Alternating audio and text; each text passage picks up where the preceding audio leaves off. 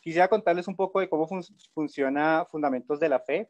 Es un curso que consta de 3 lecciones en total, 3 lecciones que como esta, por ejemplo, la que vamos a iniciar hoy, habla sobre las escrituras, sobre la persona y la obra de Jesucristo, sobre los atributos de Dios, lecciones sobre el Espíritu Santo, sobre evangelismo, sobre la iglesia, sobre la voluntad de Dios. En total son 3 lecciones que tratan de abarcar la mayor cantidad de doctrina para, para el cristiano. Digamos que lo que se busca es sentar bases sólidas para que todo creyente, para que todo cristiano que llega a nuestra iglesia fundamente su fe en estas doctrinas, en las doctrinas de la gracia, y de esa manera ser fortalecidos y poder crecer todos en santidad.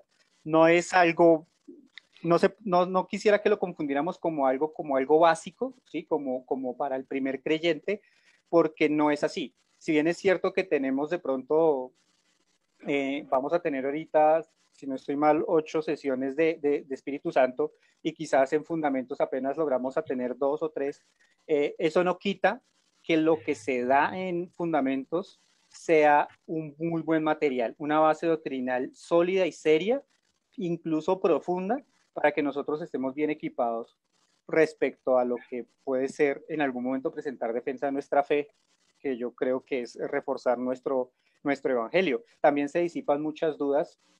No hace mucho tuvimos la clase, por ejemplo, de dones espirituales, en donde fue una muy buena clase sobre la explicación de lo que son los dones espirituales de una forma bíblica, y creo que eso también ayudó mucho a aclarar dudas. Fundamentos de la Fe es una herramienta que nos permite conocer estas doctrinas y tiene como tal 3 objetivos básicos o claros. Uno es tener seguridad de vida eterna, es lo que encontramos en Primera de Juan 5, 11 al 13, no los voy a leer, se los voy a decir simplemente, y voy a poner quizás mi presentación de PowerPoint para que lo puedan ir viendo. Okay. Como les decíamos al comienzo, la red parece que está un poco lenta, entonces les voy a pedir también que tengan paciencia y pues vayamos yendo a la velocidad que nos vaya dando también la tecnología. Entonces, tenemos acá mi presentación de la clase de hoy. Entonces,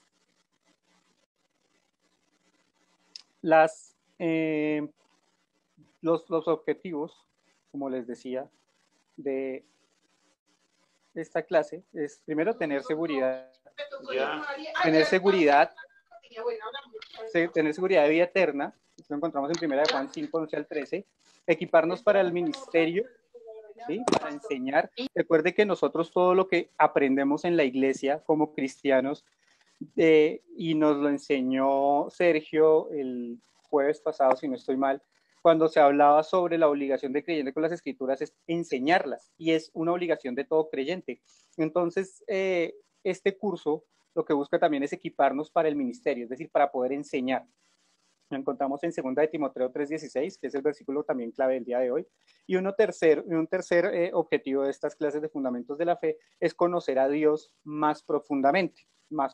Éxodo 33, 13, si ustedes quieren ir a esos versículos, los pueden buscar y echarles una repasada. Básicamente, o la dinámica de este curso de fundamentos de la fe, como les digo, soy insistente, 3 lecciones, y cada una de esas lecciones tiene un sermón del pastor John MacArthur que se envió en los diferentes grupos. Si usted todavía no está en uno de los grupos de WhatsApp, trate de contactarse con nosotros y para incluirlo en los grupos o hacerle llegar el link, y un versículo a memorizar para cada una de esas lecciones. Y digamos que esas son hay 3 tareas: escuchar el sermón, aprenderse el versículo clave, y una tercera que en este momento para nosotros no es tan fácil es llenar una cartilla, que es la cartilla guía, es el material guía de fundamentos.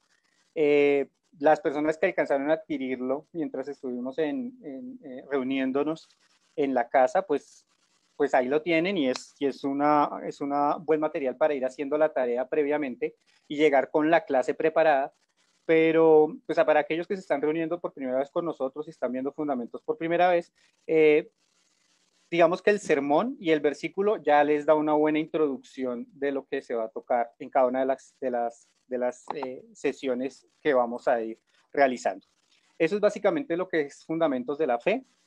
Esperamos, de verdad, y le pedimos nuestra oración en Cristo que todo esto que hacemos como iglesia contribuya para su edificación, para su santificación, para transformar la vida de toda la iglesia y para que unos a otros nos estimulemos siempre a las buenas obras. Eso es realmente lo que nosotros esperamos. Yo recuerdo cuando en 2015 estaba iniciando la iglesia, un grupo en una casa sin nombre todavía y después ya con nombre oficial la iglesia se sentaba sobre la base doctrinal, y yo creo que hoy en día tenemos unas bases sólidas en cuanto a doctrina precisamente porque se ha seguido no tanto fundamentos de la fe, sino porque a través de esta herramienta hemos fortalecido nuestras bases doctrinales en cada una de estas lecciones. Así que de verdad es una gran bendición poder iniciar nuevamente un ciclo de estos, un privilegio para mí poderlo hacer, poder iniciar este ciclo y sin más preámbulos, sí quisiera también darle las gracias por el tiempo que ustedes toman para escucharnos a nosotros cada noche, y quisiera que me acompañaran ahora en una oración a fin de poner todo este tiempo en manos del Señor y empezar oficialmente la que es ya la primera lección. Entonces, inclinen sus rostros y pongamos este tiempo en manos del Señor. Padre amado, eres bueno y misericordioso, eres fiel, eres justo, Señor, y eres todopoderoso. Ha sido tu Espíritu Santo el que nos ha perseverado hasta acá después de 5 años, como lo manifestaba el pastor Fernando el domingo, en donde hemos podido ver tu mano misericordiosa, en donde hemos visto el crecimiento también de tu mano, también hemos visto tu protección en diferentes situaciones, hemos visto tu soberanía, hemos visto tu amor, y cada vez es más sorprendente lo que haces en el cuidado de tu iglesia, Señor. Y esto de fundamentos de la fe es una muestra de aquello que tú pones, Señor, la humildad, la perseverancia, corazones anhelantes de tu palabra, porque para algunos quizás es su primera clase, su primera lección, pero para muchas otras personas puede ser su tercera o cuarta lección de fundamentos de la fe, y qué bonito es poder que todavía hay personas que creen que fundamentos de la fe les da herramientas para su edificación y su santificación. Qué bueno poder encontrarnos todos en una sola carne, en un solo espíritu, alabando tu nombre, exaltándote y aprendiendo juntos, abriendo juntos la escritura, cumpliendo con la responsabilidad de la iglesia, que es la edificación de los santos, y de esta forma también estimulándonos unos a otros a congregarnos, aunque en este momento es una congregación virtual, si se puede llamar así. Sabemos que aún en esto te agradas porque estamos siendo obedientes a las diferentes demandas o leyes gubernamentales que tenemos, pero también siendo prudentes al cuidado de nuestras familias y también no dejando de buscarte a ti como congregación. Eso es un privilegio para mí, Señor. Te pido por los corazones de cada una de las personas que escuchan por primera vez, que quizás no tengan un concepto claro tuyo. Te pido que abras sus corazones, abras sus entendimientos, que seas tú, Espíritu Santo, hablando a cada uno de ellos. Confróntalos con sus verdades, con su pecado, si es así, y que de esa manera podamos todos gozarnos por un alma más rescatada de las profundidades del infierno, Señor, porque sabemos que tú te complaces en cada vez que hay un salvo, Señor, y eso es lo que te pedimos. Llévanos a toda verdad, líbranos del error, del engaño, líbranos de las tentaciones del maligno que muchas veces nos quiere llevar por sendas que son equivocadas, y que lo que yo hable el día de hoy sea ajustado completamente a tu perfecta palabra, en la cual encontramos toda sabiduría, toda luz, toda ciencia, y esta que es viva y eficaz transforme nuestras vidas y nuestros corazones. Te lo pedimos así en el nombre de tu Hijo amado Jesucristo. Amén. Entonces, ya 5 años. Ayer precisamente tenía, mientras preparaba algo del tema, pensaba en dos cosas. Una, en que hemos tenido el año pasado finalizando una clase sobre algo de hermenéutica, cómo estudiar la Biblia. Este año empezamos con un estudio de canon e inerrancia de las escrituras y por soberanía del Señor, ahora estamos iniciando un nuevo ciclo de fundamentos, el cual inicia también con la Biblia, sobre qué es la Biblia y la importancia de la Biblia. Creo que si hay algo que nosotros tenemos que aprender a amar y aprender a cuidar y a estudiar profundamente es la Biblia, la escritura que tenemos hoy en día, y sin querer ser, o sin querer ser emocional, creo que es el llamado que nos está haciendo el Señor al ponernos el tema una y otra vez, a nuestra iglesia Comunidad de Gracia. Entonces, puede que suene muy repetitivo, puede que hayan cosas que yo les esté contando hoy que ustedes no hace mucho hayan escuchado, pero qué bueno que lo podamos escuchar, qué bueno que podamos hacer el ejercicio de estudiar, reestudiar, reaprender todo lo que estamos recibiendo. Entonces, nuevamente voy a compartir mi pantalla para tengamos la presentación. El segundo pensamiento, se me va a pasar. Resulta que el día de ayer, mirando los estados de WhatsApp, vi un estado de una persona que tenía un pasaje, un versículo bíblico, y estaba como tal el versículo, que es Mateo 19:26, y el versículo dice, Jesús mirándolos les dijo, para los hombres eso es imposible, pero para Dios todo es posible. Entonces a mí me generó duda, porque creo que esta persona no es creyente, y sin ganas de confrontarla ni nada, le pregunté, eh, como, bueno, ¿entiendes qué dice el versículo? O sea, ¿sabes de qué está hablando ese versículo?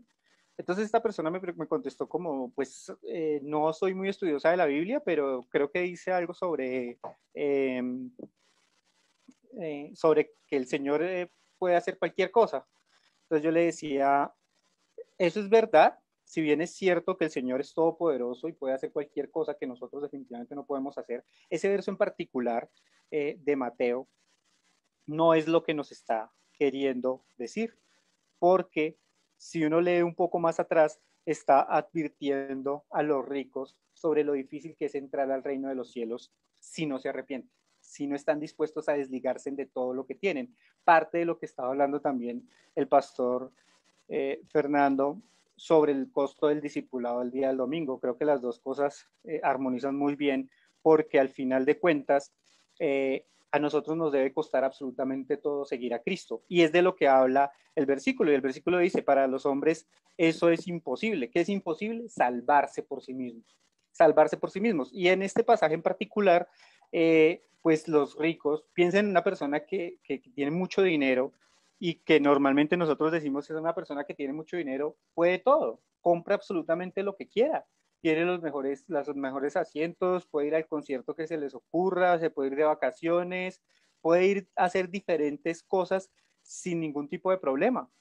Y el Señor Jesús a estas personas les dice, ustedes no pueden hacer, o sea, eso que ustedes no pueden hacer, sí lo puede hacer el Señor. ¿Y qué es lo que no pueden hacer los ricos? Inclusive hasta uno podría pensar en comprar su salvación, pero no es posible comprar la salvación, porque la única forma, aunque la salvación es gratis, cuesta todo y es la enseñanza que nos dio el pastor Fernando. Entonces, cuando yo le explicaba esto a esta persona, me decía, sí, sí, está bien, que eso cuesta. Entonces yo le decía que me parece muy triste ver cómo se devalúa de esta manera la palabra de Dios, porque terminan siendo para los vendedores de Biblias, para algunos vendedores de Biblias, estos versículos los van lanzando porque terminan siendo frases motivacionales. Entonces, para lo que es imposible para el hombre es posible para Dios, es que si yo digo, ay Dios mío, ya estoy siendo espiritual y con eso voy a conseguir muchas cosas, y de eso no se trata, y la manipulación de la palabra en estos días con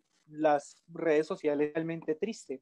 Y para nosotros no debería ser algo casual, para nosotros debería ser algo doloroso e indignante de alguna forma, y no con el ánimo de pelear con todas las personas que hagan un uso incorrecto de las escrituras, sino con el fin de poderlos instruir. Yo estaba buscando la posibilidad de que se me abriera la posibilidad, pues que se abriera un espacio para el evangelio, pero me cerró todas las puertas, entonces no se pudo. Eh, pero, pero a esto nos tiene que llevar realmente la escritura y entendiendo que la escritura es viva y eficaz, es viva y eficaz. La palabra de Dios es algo que transforma el alma por completo, por completo. Entonces, eh, se me adelantó un poco la presentación. La idea es que dice Hebreos 4:12, porque la palabra de Dios es viva y eficaz y más penetrante que toda espada de dos filos, penetra hasta partir el alma y el espíritu, las coyunturas y los tuétanos, discierne los pensamientos y las intenciones del corazón. ¿Qué quiere decir esto? La palabra es viva en sí misma, es eficaz, quiere decir que cumple a la perfección y en un tiempo preciso su propósito para el cual fue creada. El propósito para el cual fue creada, que es un propósito de salvación y de santificación. Piensen en un cuchillo caliente, ¿sí? Puesto sobre mantequilla. Va derechito, lo atraviesa ese trozo de mantequilla con mucha facilidad. Con esa facilidad, la palabra en el creyente entra y penetra absolutamente todo nuestro ser y hace una cosa maravillosa que es una operación quirúrgica, ¿sí? Trastornando nuestros corazones, transforma nuestro corazón, devela lo que hay en nuestro corazón, nuestras verdaderas intenciones, nuestras verdaderas motivaciones y muestra al final de cuentas lo que hay en nosotros, que es maldad, nuestra maldad. Pero ¿para qué la muestra? No para evidenciar que somos malos, creo que en algún punto cuando somos creyentes y conocemos cada vez más a Cristo, nos debemos considerar más que malos, o sea, muy pecadores, como lo hacía el apóstol Pablo, pero el fin de poder mostrar toda esa pecaminosidad del hombre es poderla remover. O sea, el Espíritu Santo hace ese corte, expone el corazón, lo desnuda, ve lo podrido que hay ahí y lo puede remover. Y remueve ese corazón que termina siendo de piedra, como dicen las escrituras, para colocar un nuevo corazón. Es decir, hace todo lo que necesitamos para qué? Para ser limpiados, para ser sanados, para ser salvos. Eso es realmente lo que hace la palabra. Vamos a tener 3 sesiones conmigo sobre la Biblia general, sobre la Biblia en general. Y vamos a tener también como 3 secciones básicas. Uno es la revelación de Dios, que es lo que vamos a ver hoy, la información general, estructura y contenido de las escrituras, y también vamos a ver qué dice la Biblia sobre sí misma, de algo de lo que ya hemos hablado sobre inspiración, sobre suficiencia de la escritura, lo que es la palabra de Dios. Vamos a ver si logramos cierta interactividad. Voy a dejar de compartir la pantalla, acá ya alcanzo a verlos a todos. Quisiera que tuvieran la posibilidad de escuchar el audio. Si es así, traten de levantar la mano a ver si alcanzó a ver a la mayoría de personas. El audio de la predicación, el que se envió por WhatsApp. Un momento, creo que ninguno. Por el chat también se pueden manifestar. Bueno, vamos a reenviarlo esta semana. Pablo lo escuchó, listo. Y Mario Galvis también lo escuchó. Entonces ustedes dos. Quisiera que los dos, ahorita los voy a desmutear, me contaran algo que les haya gustado la predicación, lo que les quedó, pero traten de hacerlo motivando a las otras personas que escuchen el audio, porque ellos ya se lo perdieron por ahora, ahí está el audio, entonces vamos a intentar. Entonces, Mario está que se habla, entonces ahí creo que lo... Ya puedo hablar. Listo, Mario, Bueno, ahí lo algo escuchamos. que me gustó bastante de la predicación fue respecto a cómo a través de el pastor MacArthur, pues iniciaba justamente hablando de 2 Timoteo 3, que pues, la palabra de Dios es útil para corregir y no dice todo el pasaje completo, Pero entonces también lo que hace a través de toda la predicación es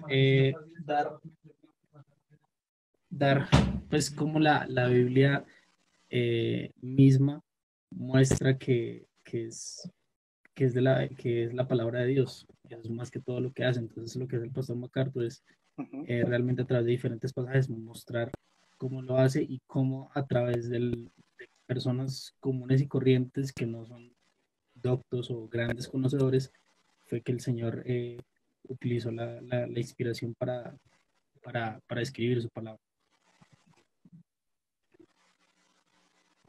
Así es. Muchas gracias, Mario. Bueno, Voy a volver a silenciar, a ver si puedo.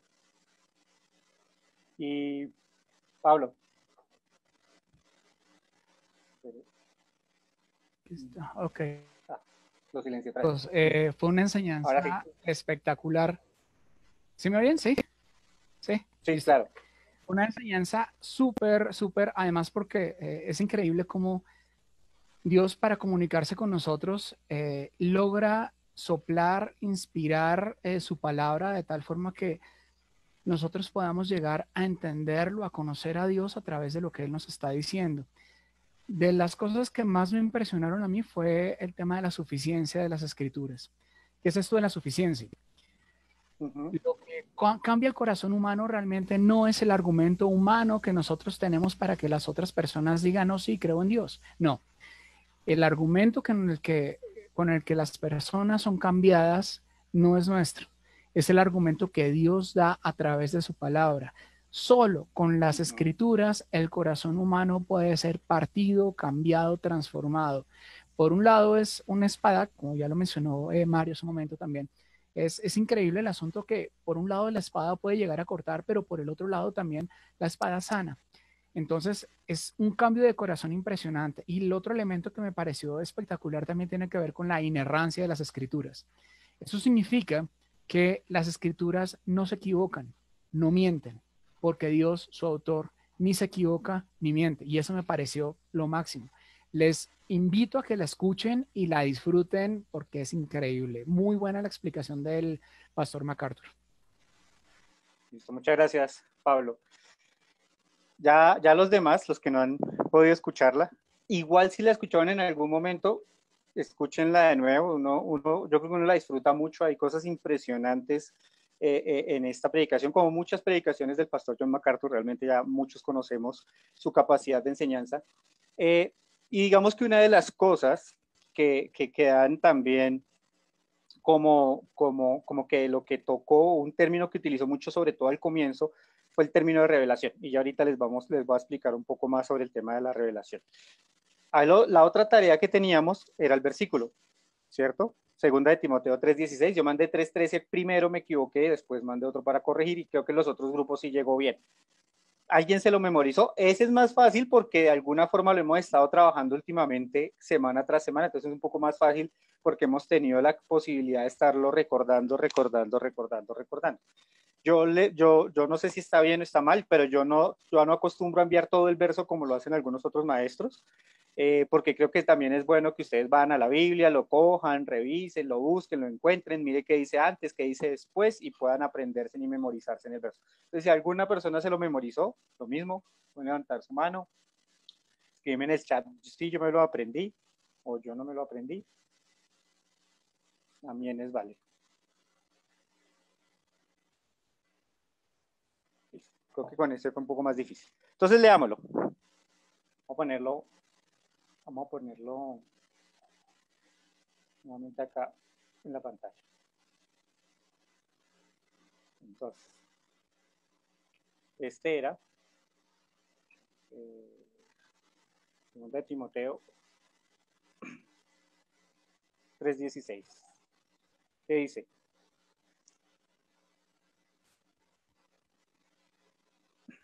Toda escritura es inspirada por Dios y útil para enseñar, para reprender, para corregir, para instruir en justicia. Toda la escritura es inspirada por Dios, útil para enseñar, para reprender, para corregir, para instruir en justicia. El 17, digamos que lo complementa, lo termina, lo finaliza, a fin de que el hombre de Dios sea perfecto, sea santificado, equipado para toda buena obra. Esas eran las dos tareas que habían, escuchar el sermón y memorizar el versículo. Continúan, por lo menos 2 martes más va a durar este verso para memorizarse, y va a estar también el sermón. Lo que les digo, esta semana los voy a volver a enviar con la intención de que se lo puedan escuchar y lo puedan aprender. Listo. Entonces, aquí, volviendo a la presentación, les decía que el pastor MacArthur en la predicación, sobre todo en la primera mitad del sermón, habla o repite muchas veces la palabra revelación. Revelación, revelación, que ha sido revelado, el Señor es revelado. Y esto es de lo que vamos a tratar, vamos a ver hasta dónde alcanzamos a llegar. Y es la revelación del Señor. Yo no sé cuántos de ustedes alcanzan, yo creo que sí alcanza a ser un grupo grande. De pronto algunos no van a entender de lo que estoy hablando, pero en mi casa, en algunos cajones, en los cajones de la mesa de noche sobre todo, se encontraban unos tubitos, unos tubitos como una especie de pilas, más o menos tenían forma de unas pilas, unas baterías, que se denominaban rollos fotográficos. Y ahí estaban guardados, siempre. No era uno, eran 5 rollos de esos. Para ese entonces, las cámaras fotográficas, que no eran claramente digitales, requerían de estos rollos para poder tener la impresión fotográfica, para poder tomar las fotos. Existían rollos de 12, de 24 y hasta 36 fotos. No es como ahorita que uno sufre porque tomó 1000 fotos y se le acabó el espacio de la memoria. No, acá eran 12, aproveche esas 12 de la mejor manera, no había posibilidad de que equivocarse, de que se le torciera un poquito la mano, o que de pronto en algún momento dejar velar el rollo, que esa era la otra, que uno abría y a plena luz se le velaba el rollo. Y uno abría ese cajón y encontraba las fotos del paseo, de la primera comunión, del grado. No se sabía cuál era, algunos papás eran más precavidos que otros, entonces lo marcaban. Y cuando mandaban a revelar, podía que fuera el que querían revelar el paseo, y resultó que no era el paseo, sino que terminaba siendo la foto del bautizo y no era el que interesaba sacar. Resulta que esos rollos se llevaban a un laboratorio, se hacía un proceso de revelado y se tenía la impresión. ¿Qué quiere decir? Ese rollo estaba oculto, uno no sabía qué fotos tenía, uno no sabía qué momentos eran, si estaban bien tomadas, si estaban mal tomadas, pero una vez se hacía todo el proceso químico y se estampaba la imagen en el papel fotográfico, ya se sabía qué era. Si había sido efectivamente el paseo, si no se había movido el camarógrafo al momento de tomar la foto, si sí eran los momentos que uno quería, si sí quedó bien. No es que cerré los ojos, ahí ya no había nada que hacer, porque esa revelación de ese rollo mostraba que así había quedado. Eso básicamente es lo que quiere decir el término revelación. Es mostrar algo que estaba oculto. Es lo que nos muestra o lo que nos quiere decir a nosotros ese término de la revelación. ¿Listo? Entonces, hay 2 tipos de revelación. Una general, que es aquella que Dios ha dado a todo ser humano sobre la faz de la tierra y que da cuenta de su existencia. Eso es la revelación general. ¿Sí? De eso trata. Para todo ser humano. No importa en dónde se encuentre este ser humano, porque a todos les es dada la revelación general. No viene al hombre de una forma verbal, ¿sí? No está mediada por el lenguaje, pero la revelación general no debe ser subestimada en su propósito. Y esta revelación en particular de las que estamos hablando, claramente es la forma en que el Señor se le revela al ser humano. Tenemos 2 formas también o subtipos de esta revelación general. Uno es la creación, y ahí tenemos el verso Romanos 1:20. Entonces, quisiera que lo pusiéramos acá. Entonces, Romanos 1, verso 20, que dice: porque desde la creación del mundo, sus atributos invisibles, su eterno poder y divinidad se han visto con toda claridad, siendo entendidos por medio de lo creado, de manera que ellos no tienen excusa. Estás hablando a todo ser humano. A todo ser humano, no hay excusa. ¿Por qué? Porque desde la creación del mundo, es decir, de toda cosa creada, el Señor ha hecho evidente todo su poder para la creación, para dar vida. Entonces, ha sido Él el que nos ha mostrado o se ha revelado al ser humano a tal punto de que no pueda tener excusa o en la creencia en Dios. Es claro que una vez nosotros vemos los árboles, la naturaleza, el mar, es impresionante, el universo es impresionante y todo esto nos habla de Dios. El versículo 21 me faltó leerlo, dice, pues aunque conocían a Dios, no lo honraron como a Dios ni le dieron gracias, sino que se hicieron vanos en sus razonamientos y su necio corazón fue entenebrecido. Entonces, aquí estamos viendo una forma clara de revelación general a todo ser humano a través de la creación. La segunda forma que tenemos acá es a través de la conciencia. Y esta también nos lo está hablando la carta de los Romanos, en este pasaje de Romanos 2, esta vez es en el capítulo 2, los versículos 14 y 15 que dice así. Porque cuando los gentiles que no tienen la ley cumplen por instinto los dictados de la ley, ellos, no teniendo la ley, son una ley para sí mismos, porque muestran la obra de la ley escrita en sus corazones, en su conciencia dando testimonio, y sus pensamientos acusándolos unas veces y otras defendiéndolos. ¿Qué quiere decir esto? Alguna vez estaba escuchando una discusión por radio de dos locutores que uno decía que nada, que se acababa la vida, que terminaba, que uno se moría y hasta ahí llegaba y que no pasaba nada. Entonces el otro le cuestionaba y le decía, bueno, y si eso es así, de alguna manera, ¿por qué portarnos bien? ¿Por qué hacer el bien?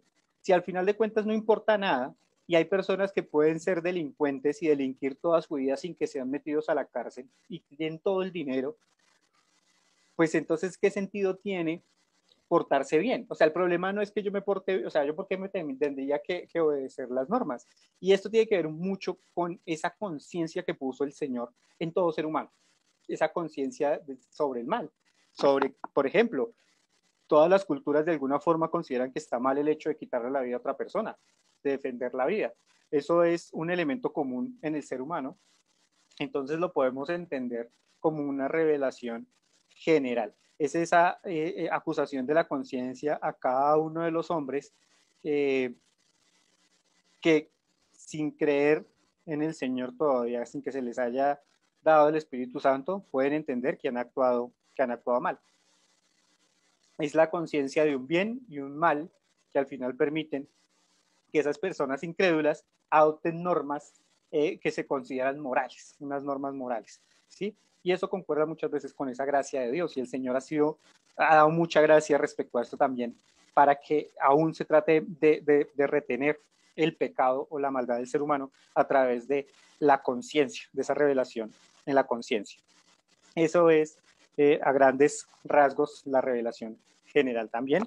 Digamos que esto se pudiera profundizar mucho más, pero el tiempo y el espacio no nos dan para eso. La insuficiencia de esta revelación es, primero, que no informa sobre el único camino de salvación, no presenta a Cristo.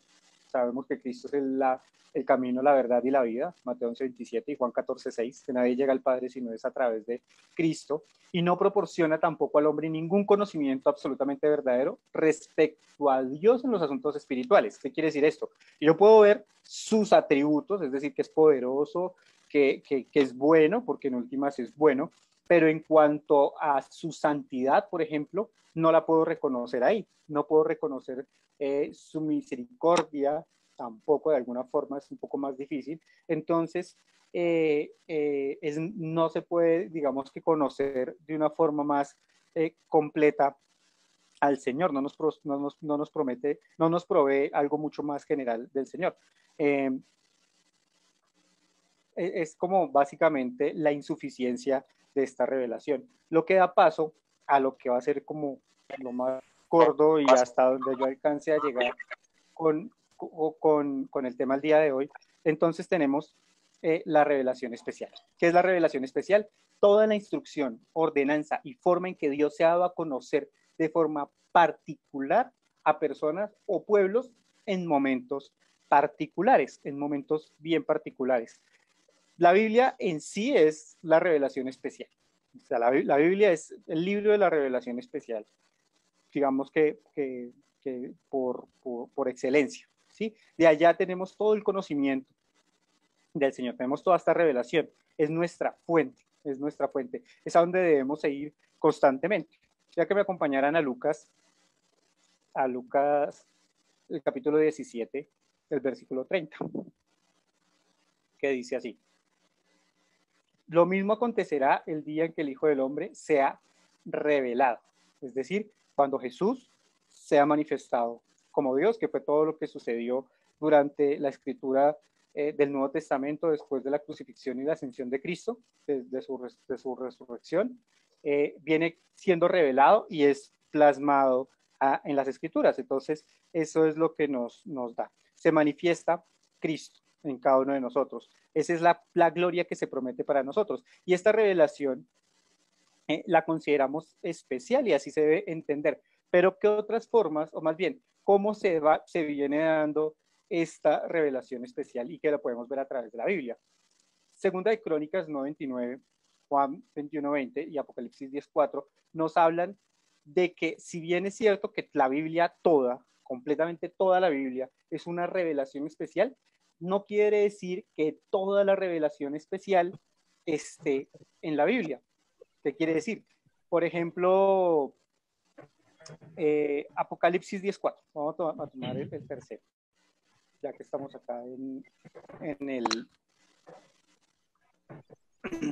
Nuevo Testamento. Apocalipsis 10:4 dice lo siguiente: después que los 7 truenos hablaron, iba yo a escribir. ¿Quién iba a escribir? El apóstol Juan, cuando estaba recibiendo la revelación, el Apocalipsis. Cuando oí una voz del cielo que decía: sella las cosas que los 7 truenos han dicho y no las escribas. Es decir, esta revelación especial que está teniendo el apóstol Juan, no se escribió, no la conocemos, no sabemos qué dice acerca de lo que se pudo haber visto en ese momento. ¿Listo? Entonces, ya te pongo nuevamente la presentación, Ángela. Entonces, el tema aquí es que si bien es cierto que no tenemos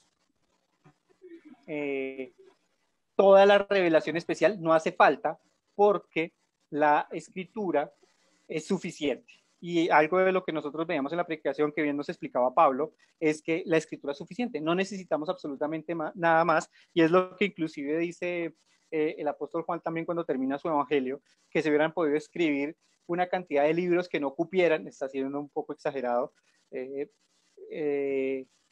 no cabrían en el mundo con todas las obras que hizo Jesús. Sin embargo, no necesitamos todas esas obras que hizo Jesús, porque los milagros que se nos cuentan, sus enseñanzas y su crucifixión, su muerte y su resurrección, la muestra de su deidad, es suficiente para nosotros, para conocer a Cristo, confesarlo como Señor y Salvador y poder tener salvación y perdón de pecados. Entonces, eso en cuanto a la revelación especial. ¿Qué formas tenemos nosotros en las Escrituras? Nosotros tenemos como revelación especial algo que se denomina teofonías.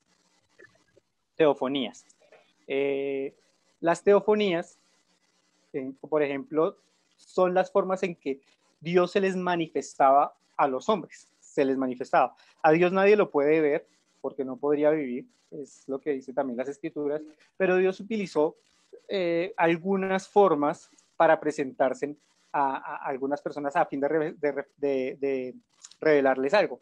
Por ejemplo, en Éxodo 3:2 tenemos a Moisés recibiendo de una zarza la instrucción acerca de, o la instrucción de cómo liberar al pueblo de Israel.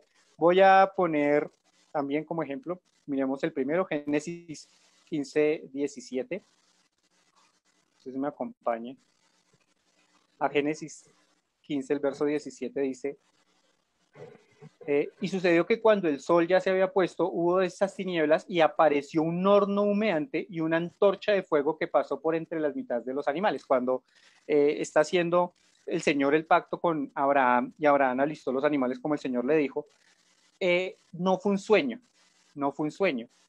porque a veces se puede confundir. Los sueños son otra forma en que el Señor se revela de forma especial, pero esto es simplemente que Él se apareció. ¿Y cómo se apareció?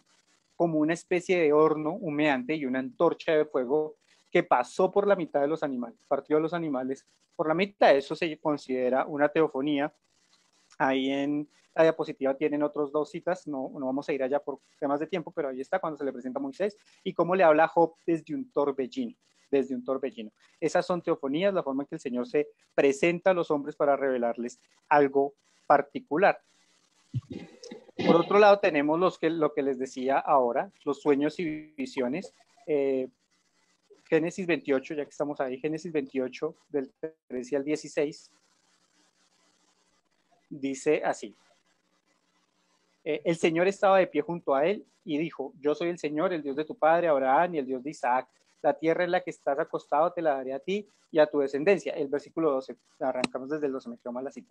Entonces dice ahí que tuvo un sueño y vio que había una escalera apoyada en la tierra cuyo extremo superior alcanzaba hasta el cielo. Por ella los ángeles de Dios subían y bajaban. Y ahí se le revela el Señor a Jacob en este caso específico. Entonces, para que lo tengamos en cuenta, también el sueño que tuvo Daniel cuando interpreta el sueño al rey en su momento. Otra forma de revelación especial son los milagros y señales, es un poco más común para nosotros. Por ejemplo, el tema del diluvio en Génesis 7, cuando mandó a Noé a que construyera el arca, y una vez construida el arca, todos los animales adentro, hizo que lloviera, que era un milagro en ese momento porque nunca antes había llovido sobre la faz de la tierra. En Éxodo 3, nuevamente la zarza que no se quemaba, una zarza que estaba prendida en llamas, pero no se consumía, no se quemaba. Éxodo 7:13, las plagas de Egipto. Estas historias son un poco más conocidas para nosotros, entonces creo que no es necesario por ahora ir al texto, sin embargo, ahí están las citas.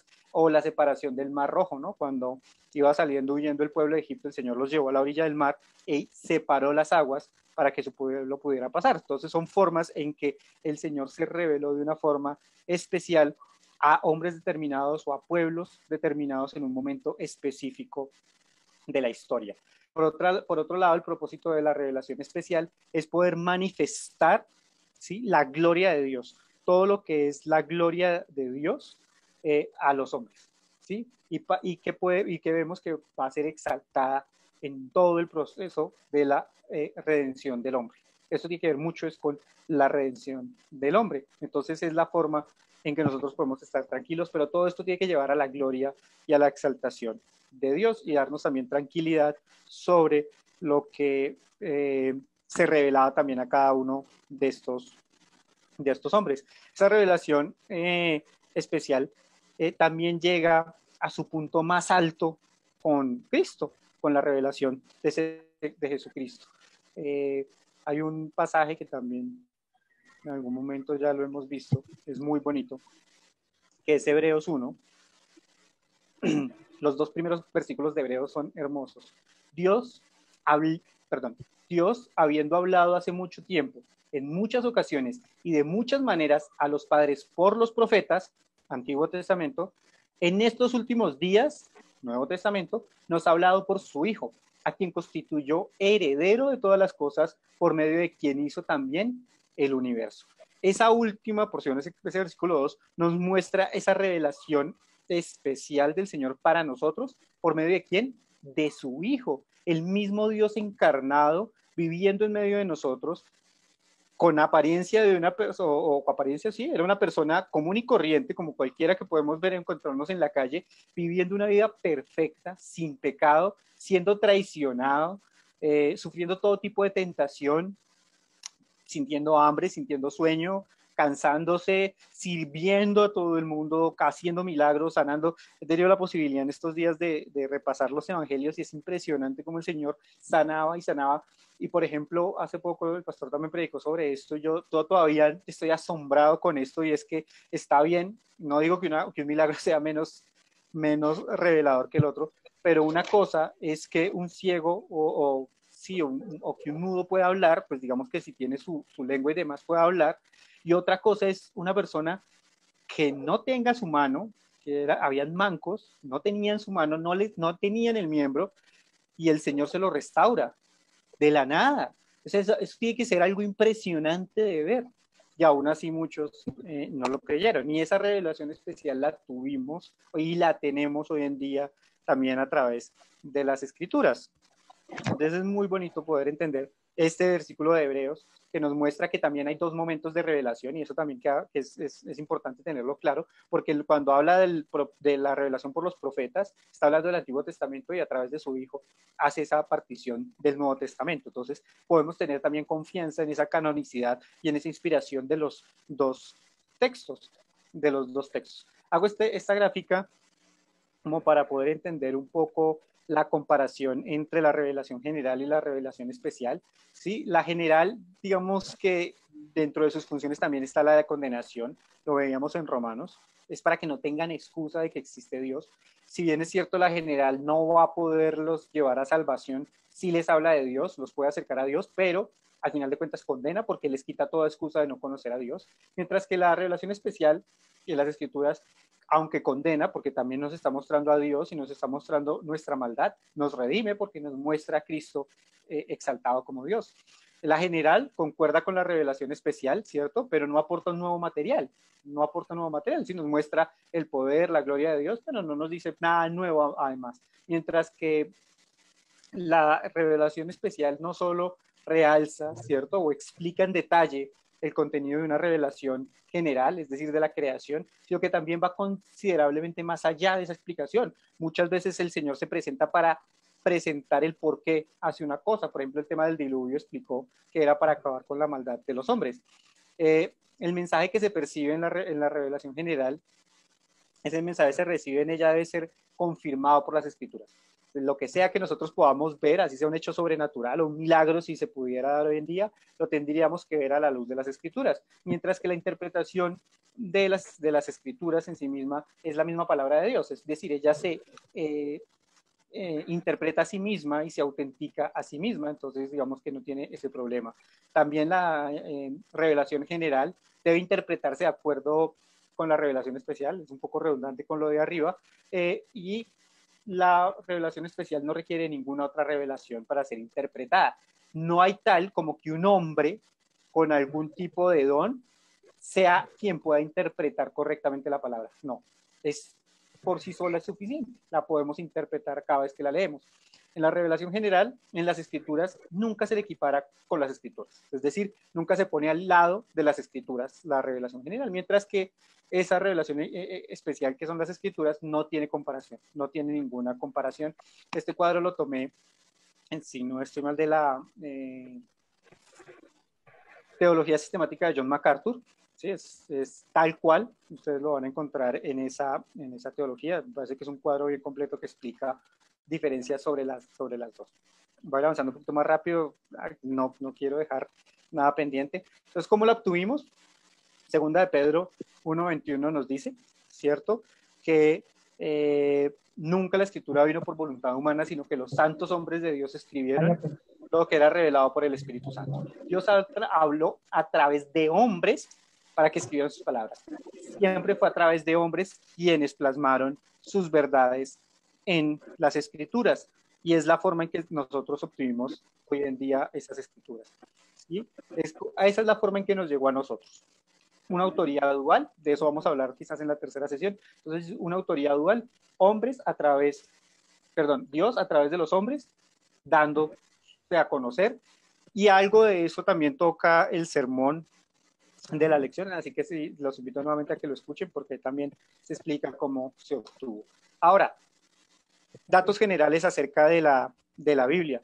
Tardó más o menos 1500 años en escribirse, empezó hacia el 1400 antes de Cristo y más o menos hacia el 100 después de Cristo se cerró. Génesis, Apocalipsis, en este rango más o menos de tiempo se escriben estos libros, entonces lo que tomó más o menos alrededor de 40 escritores, son los autores de los diferentes libros de la Biblia, un total de 66 libros. Tenemos la narración desde el comienzo del tiempo, ¿cierto? En el principio, Dios creó los cielos y la tierra, Génesis 1:1, es lo que nos habla este libro, la creación, lo escribió Moisés, hasta la revelación dada a Juan de la eternidad, de lo que va a ser la eternidad, que cierra con Señor, ven pronto, en Apocalipsis.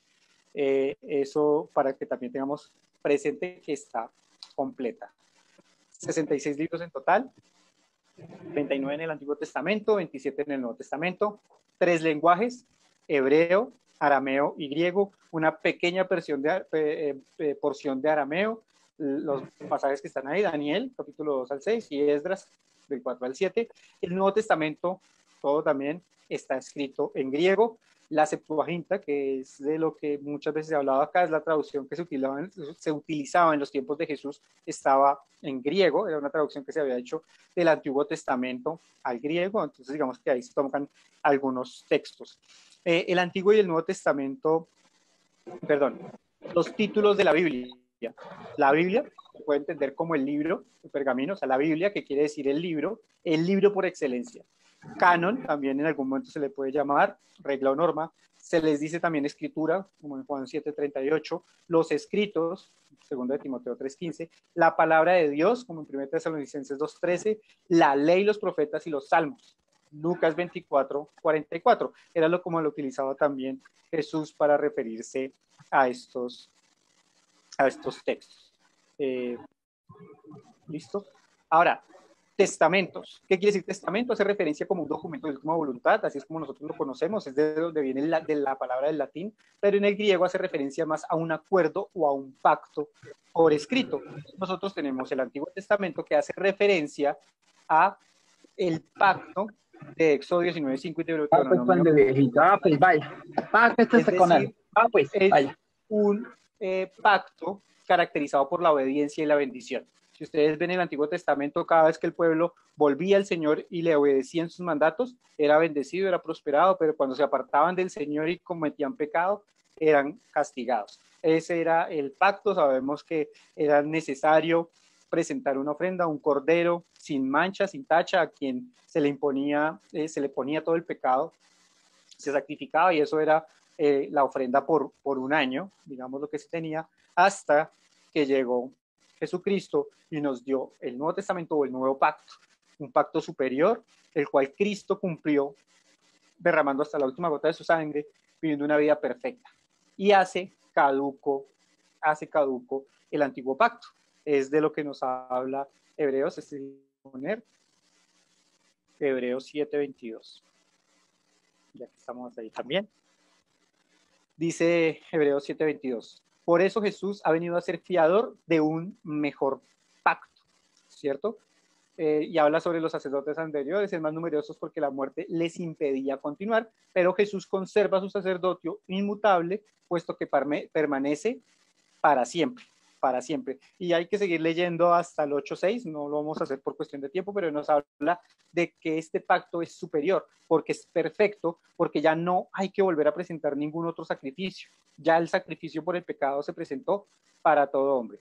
El antiguo pacto ya no está en efecto, ya no cumple, Hebreos 8:13, me faltaron los 2 puntos, ¿sí? El pacto se hizo a través de la sangre de Cristo, ¿sí? Y el nuevo pacto no es la ley, sino del Espíritu, es del Espíritu Santo que mora en nosotros, que nos da ese concepto de pecado, de justicia y de juicio. Hay 2 cositas más de las que voy a mencionar muy rápido porque ya hemos hablado de esto. Uno, los apócrifos, esa serie de libros que se encuentran en Biblias católicas que las incluyen, que ellos denominan deuterocanónicos, es decir, un segundo canon, que como nos explicaba Sergio ya hace un poco cuestionable el término, por no utilizar otra palabra, y un segundo canon para que si ya hay un solo canon. O sea, el canon es una regla, es decir, como una segunda medida. Yo tengo el metro y con mi metro mido 1 metro, pero necesito un metro diferente porque es que ese metro no me cuadra, pues es evidente que no es el los libros deuterocanónicos o apócrifos, como realmente se tienen que llamar, libros escondidos o oscuros o escondidos, digamos que es lo que se tiene que denominar, que nunca se han considerado inspirados, que no hacen parte del canon, ya lo hemos explicado varias veces acá, y que de eso ya no hay discusión, digamos que esa discusión ni siquiera se da. Y el tema de las traducciones, tenemos Biblias en nuestro idioma de diferentes formas de traducción. Sergio nos explicaba cómo se hacían esas formas de traducción, pero nosotros siempre vamos a recomendar, por la traducción, por la fidelidad, por el cuidado y por el trabajo que se hizo en la traducción, que preserva, digamos que de la forma más fiel las ideas, los conceptos y lo que se dice en los escritos, los idiomas, digamos que originales, si se pudiera decir así, son la Biblia de las Américas y la Biblia Reina Valera. Esa, por excelencia, son las traducciones que nosotros utilizamos. Les pido disculpas si corrí un poco, pero no quería dejar nada porque las próximas sesiones que vienen también son bastante densas. Entonces, más bien, les agradezco por el tiempo que me brindaron y como es costumbre ya en nuestros estudios, se abre el espacio para preguntas. Entonces, si tienen alguna pregunta, pueden levantar su mano o por el chat y ahí estaríamos prestos para responderlas. Y como dije al comienzo, Javier, ve alguna pregunta en YouTube o en Facebook, también para poderlas responder, siéntense con toda la tranquilidad de poderlas hacer. Pero, como sí es costumbre, hay tiempo limitado, entonces 1, 2, 3. Si quedó claro, vamos a orar para cerrar este tiempo y abrir también los micrófonos y podernos despedir. Entonces los invito a que inclinen su cabeza. Señor, gracias por tu misericordia y por tu bondad. Gracias por la palabra que nos es dada. Gracias por las escrituras. Es maravilloso tenerlas. Es realmente un privilegio muy grande y es tu gracia y tu misericordia la que nos permite estudiarlas. Gracias por el Espíritu Santo que nos lleva a la revelación o a la comprensión de sus doctrinas y sus verdades. Gracias porque es la forma en que te podemos conocer a ti, en donde podemos ver a ese Dios justo, ese Dios santo, ese Dios perfecto, ese Dios bondadoso, ese Dios amoroso, ese Dios misericordioso, un Dios de gracia, y en donde te podemos inclusive conocer en cuanto a tu voluntad para poderte obedecer, para poderte seguir, entendiendo que tú has hecho ya las cosas en las que debemos andar, Señor. Tú has elaborado ya esas cosas buenas en las que nosotros debemos participar. Te doy muchas gracias por la vida de cada uno de mis hermanos. Te pido que guarde su corazón del orgullo en cuanto al estudio de la palabra, porque es fácil a veces enorgullecerse cuando uno cree que ha estudiado la palabra y que se la sabe muy bien y traza las doctrinas de la mejor manera, cuando en últimas todo es por gracia, lo recibimos por gracia, no hubo nada bueno en nosotros para que hubiese dignidad para poderlas comprender, sino que fue tu infinita misericordia, como dice el apóstol Pablo, que fue revelada precisamente a lo más vil, a lo más despreciado, a lo más insensato del mundo, lo que fue revelado en el Espíritu Santo por medio de tu palabra, que es la redención en Jesucristo. Te damos gracias por esa salvación tan grande, ese costo inmenso de la salvación, ese costo de la sangre de tu Hijo amado Jesucristo, quien nació en un pesebre de una virgen, fue 100% hombre sin dejar de ser Dios, que padeció muchas situaciones, que estuvo tentado en absolutamente todas las cosas, pero sin caída, que viviendo una vida recta y perfecta fue traicionado, fue entregado ante gente perversa, fue crucificado, fue muerto, Señor, y derramó hasta la última gota de su sangre para el lavamiento de nuestros pecados, y que después, Señor, te complació en resucitarlo del tercer día para que fuera mostrado que esa redención de pecados, el cumplimiento, Señor, el castigo por el pecado fue recibido con satisfacción, y asimismo se presentó a sus apóstoles para enseñarles un par de cosas, Señor, más ministrarles sobre tu reino, y después fue recibido arriba y ahora se encuentra a tu diestra intercediendo por nosotros en este momento, incluso por medio de esta oración, para que podamos clamar al unísono en un solo espíritu, Abba Padre. Y te pido, Señor, que podamos entender que esto es una verdad para nosotros siempre y cuando podamos ver nuestro pecado por medio del Espíritu Santo, que nos trae toda verdad, y como nos lo veíamos también por medio de tu palabra, que nos desnuda y nos muestra en nuestra maldad, y poder llegar a confesar también nuestra maldad y decir que necesitamos ser tus hijos y tus esclavos. Damos muchas gracias por el Evangelio, damos gracias por la vida de las personas que escuchan por primera vez este mensaje. Transfórmalos, Señor, dales vida nueva, y que esto redunde siempre para la exaltación de tu nombre, el nombre sobre el cual se doblará toda rodilla, el nombre de Jesús. Amén.